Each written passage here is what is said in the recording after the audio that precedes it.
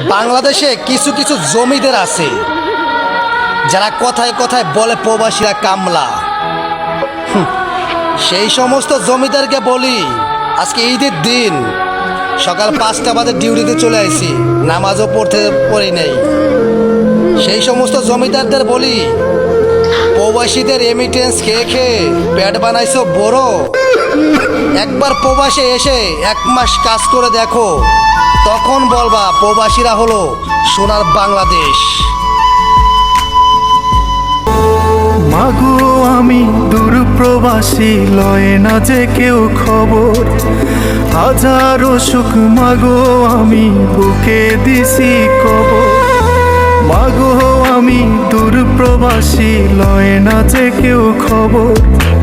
হাজারো সুখ মাগো। কত প্রবাসী প্রবাসে সে হয় মা বাবা হারা, এই প্রবাসীদের আপন কেউ